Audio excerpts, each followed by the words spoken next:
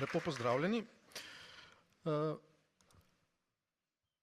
Na začetku nekaj številk o naši knjižnici, samo za ilustracijo, v kakšnih okvirih delujemo, ker naša velikost tudi narekuje način organizacije dela pri takšnih projektih, kot je uvajanje nove programske opreme.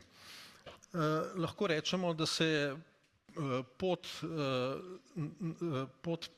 prehoda na COBISS-LIB za nas začela že točno 2 leti nazaj na prejšnji COBISS konferenci, kjer smo prvič slišali za predviden razvoj nove generacije lokalnih aplikacij in takoj nam je bilo jasno, da bo o tem še kaj kmalu slišati. Že konec istega leta smo bili povabljeni v skupino 20 knjižnic, ki naj bi sledile temu razvoju testnih okolij, tako da smo, kot to radi naredimo pri nas, oblikovali delovno skupino za testiranje, oziroma to ni bila niti nova delovna skupina, ampak smo samo obudili delovno skupino za prehod na COBISS-3, glede na to, da ta izkušnja še ni bila tako stara, smo uporabili tudi izkušnje in orodja iz tega obdobja in tega projekta. No, naloge delovne skupine so bile seveda testiranje vseh postopkov in pa oddaja zahtevkov na izum za popravke, dopolnitve. Seveda tudi stalno spremljanje razvoja aplikacije in določitev minimalnih standardov, ki so potrebni za to, da začnemo v Mestni knjižnici Ljubljana aplikacijo uporabljati.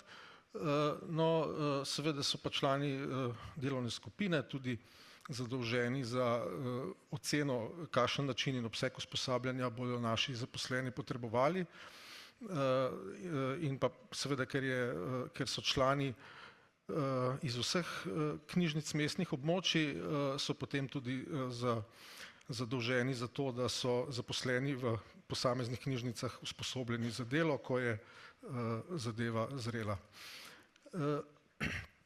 No, da poteka vse sistematično, naredimo seveda seznam vseh funkcionalnosti in potem vsak od članov delovne skupine testira vse funkcionalnosti, poda preprosto kratko oceno, in če je ocena negativna, še kratek komentar in pa seveda se pričakuje, da se to na koncu izrazi z zahtevkom na izum. Kriterije za oceno programa lahko strnemo v nekaj točk. Najbolj nam je, oziroma saj so vse točke pomembne, ampak stabilnost programa, to, da se program ne ustavlja, da se ne upočasnjuje in tako naprej.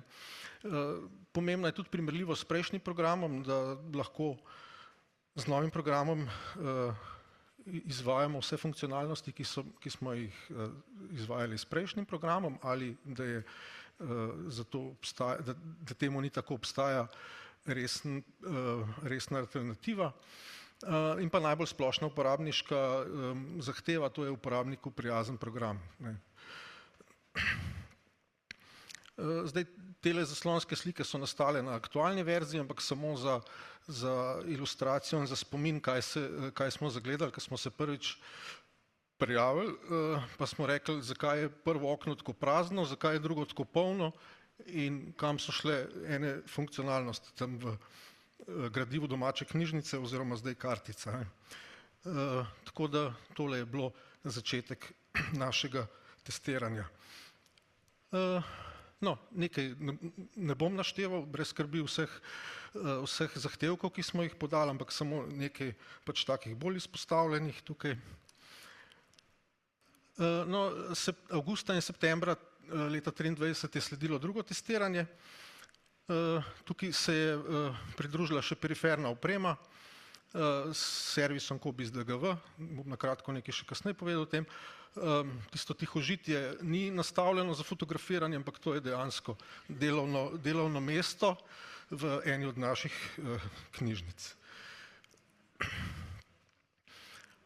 No, s temi zunanjimi napravami, ki smo jih na novo začeli testirati, se je pojavilo nekaj težav, seveda, pa še nekaj drugih, ne bomo več o tem. No, 18. septembra leta 2023 je bila potem, kot že rečeno, v produkcijsko okolje nameščena prva verzija Cobisa Leap. Zdaj za nas je to pomenilo, da bi bilo zelo fajn, da se naši zaposleni čim prej začnejo spoznavati z novim programom. Ocenili smo, da v tistem momentu najbolj upoštev pride, da se v novem programu izvaja kontrola dotoka serijskih publikacij pa spremljanje rezervacij prostega gradiva. No, zato, da bi mi začeli uporabljati Cobis Leap v izposoji, je nas pa Izum čakali še kar nekaj dela, predvsem z integracijo kartice Urbana, ki je naša članska izkaznica, in pa še nekaj težav je bilo z integriranjem POS terminala in plačila valu, poleg še nekaj drugih malenkosti. No, prehod na novo programsko opremo se je izkazala tudi kot priložnost, da se lotimo prenove sistema naših vpisnic. Posebnost pri nas je to, da si član ob vpisu izjasni, ali je pripravljen svoje osebne podatke deliti tudi z bazo podjetja Ljubljanski potniški promet, ki je skrbnik kartice Urbana. Odvisno od tega se potem izvede registracija kartice in je potem kartica lahko namenjena samo uporabi v knjižnici ali pa je z njo lahko uporabnik počne tudi druge stvari, ki jih Urbana na splošno podpira. No, do takrat smo imeli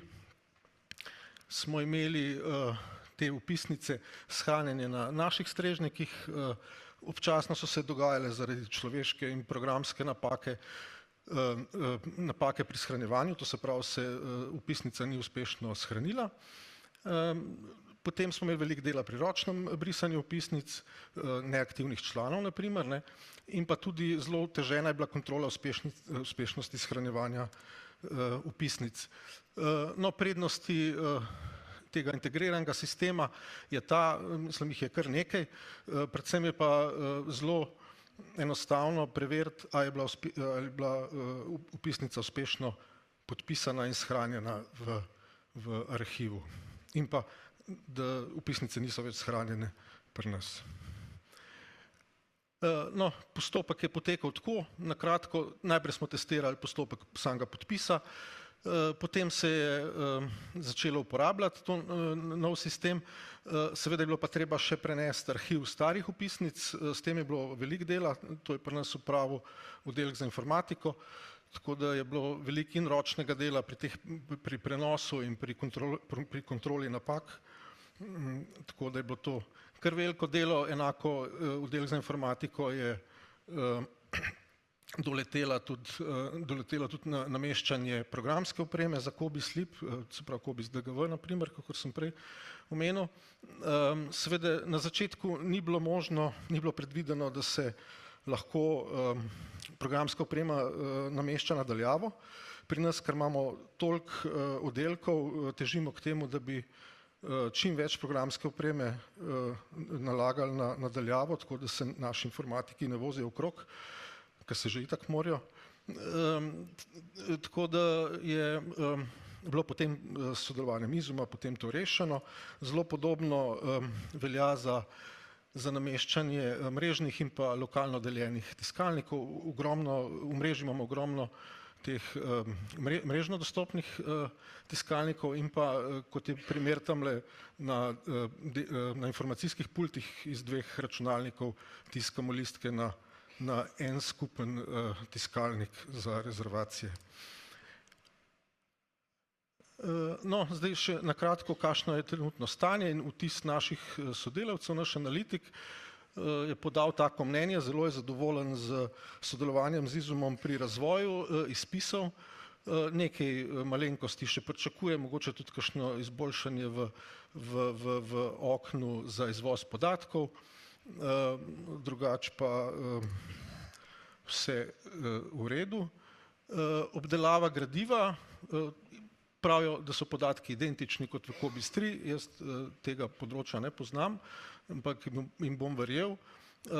Kot vsi, ki pač delamo, imajo pa težave včasih z zamrzovanjem aplikacije, pa na začetku so se nekoliko težje prevadili na odsotnost delovnega področja, ker je zdaj pač logika programa nekoliko drugačna.